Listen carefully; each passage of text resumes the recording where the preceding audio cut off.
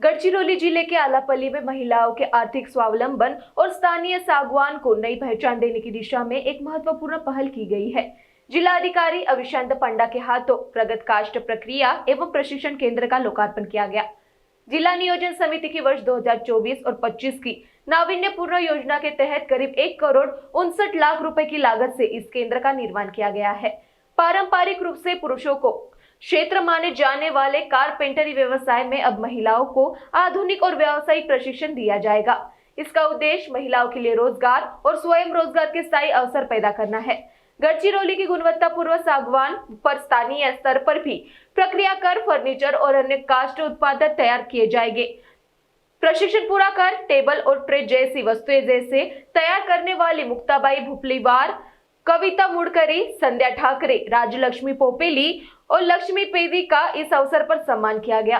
प्रशिक्षण से लेकर सीधे बाजार तक की पूरी श्रृंखला तैयार कर इन उत्पादों को सरकारी कार्यालय और अन्य बाजारों तक पहुंचाने की योजना है। माना जा रहा है कि केंद्र महिलाओं को रोजगार के साथ साथ गढ़चिरौली की वन संपदा को भी नई पहचान देने में भी अहम भूमिका निभाएगा।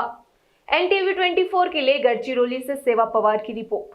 शिक्षण आणि प्रक्रिया सागवान केंद्र इथे आलापल्लीमध्ये तयार झालेली आहे। याच्यामध्ये महिलांना रोजगार मिळत आहे, त्यांना प्रशिक्षण मिळत आहे आणि DPDCच्या नाविन्यपूर्ण योजनातून हे जे काम आपण 1.5 वर्ष आधी आपण सँक्शन केलं होतं त्याची अतिशय चांगली अंमलबजावणी इथे होत आहे। आता ऑलमोस्ट 100 वर्षापेक्षा जास्त जुना हा सॉमिलचा एरिया आहे। याच्यामध्ये काय काय आपण इम्प्रूव्हमेंट्स करू शकतो जेणेकरून कायमस्वरूपी महिलांना रोजगार मिळेल। आता ऑलरेडी 8 ते 10 महिलांना रोजगार मिळत आहे। दैनंदिन ते प्रशिक्षित होऊन ते खूप चांगल्या पद्धतीने ते काम करतात सागवानवर। ती जे नंबर आहे ते अजून जास्त कसं वाढवता येईल, आलापल्ली आहेरी एरियामध्ये जास्तीत जास्त महिलांना कसं रोजगार मिळेल त्याच्यासाठी आपण प्रयत्न करत आहे। याच्या व्यतिरिक्त मार्केट लिंकेजेस, फॉर एक्झाम्पल आश्रमशाळामध्ये फर्निचर देता येईल का, इतर जे आपले संस्था आहे त्यांना अशा प्रकारच्या चांगल्या क्वालिटीच्या फर्निचर आपण देऊ शकतो का, त्याच्यासाठी पण आज चर्चा झालेली आहे आणि त्याच्याबद्दल आपण माहिती घेतलेली आहे।